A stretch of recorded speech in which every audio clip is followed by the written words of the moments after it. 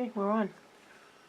I'm Charlie Conroy, and I'm the former Executive Director, now Executive Director Emeritus of the Dr. Franklin Perkins School in Lancaster, Massachusetts.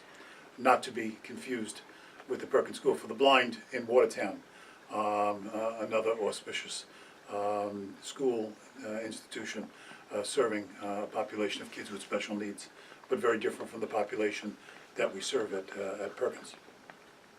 Back in 1995, I had the experience of two former students coming into my office on a Friday afternoon, and as I said on more than one occasion, these kinds of things always happen on Friday afternoon.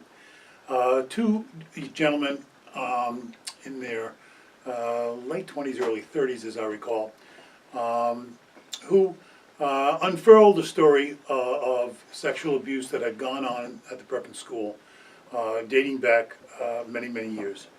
They told of institutional abuse. They were able to name a few staff members, and they told a story that involved not only the two of them, but a number of other students.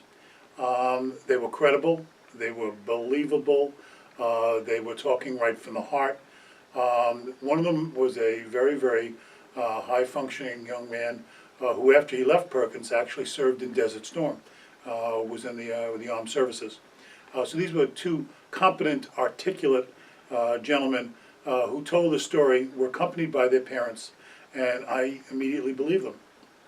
I had been counseled before this in general conversation with my attorney, Eric McLeish, that when things like this come up, the best thing you can do is to listen very carefully to what the people who are making the allegations have to say, and then to express to them your belief in their credibility, that you believe that the story that they're telling is in fact true.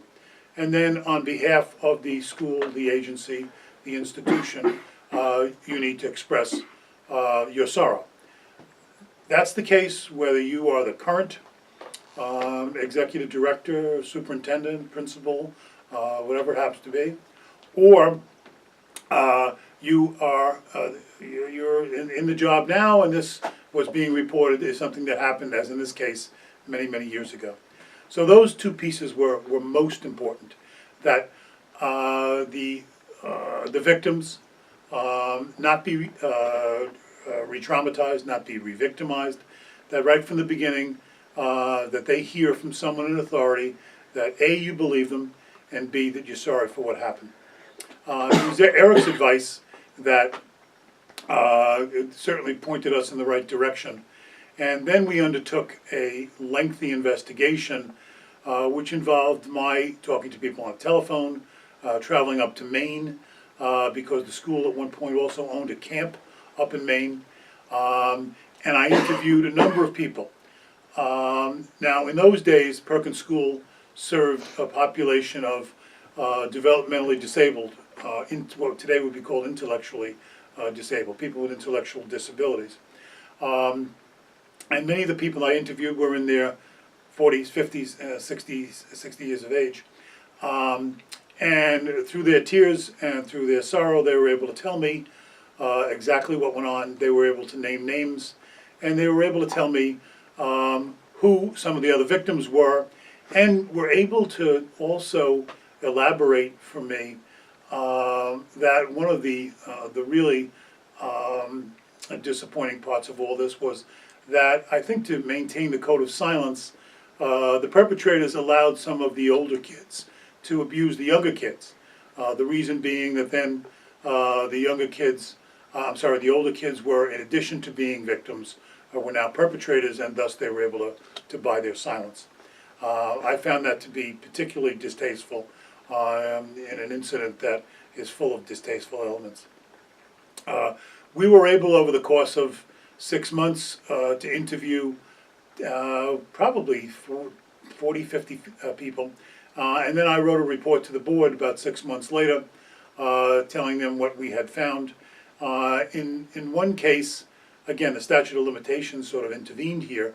In one case, we were able to help out financially with one of those gentlemen to pay for his therapy. Where I talked to other people, they weren't interested in any kind of financial compensation. They were interested in listening, having me listen, I should say, to what they had to say, to validate what they had to say. So we were spared any huge financial settlements, and I think largely it was because what we were able to do was to proceed with an atmosphere of openness, with an atmosphere of, and I think transparency is an abused word these days, but I'm going to use it. I think they needed to feel that what we were doing was in their interests. The tendency very often on the part of administrators is to get the wagons in a circle, is to, if not sweep it under the rug, call the attorneys in, which is always a good idea. I'm not suggesting you don't do that.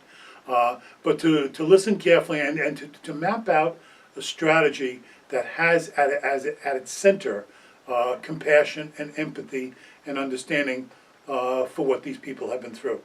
Especially in cases where they're bringing it up 10, 15, 20 years later.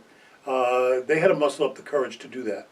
And it's very, very, very important that they hear that someone in authority believes them and is sorry for what happened to them.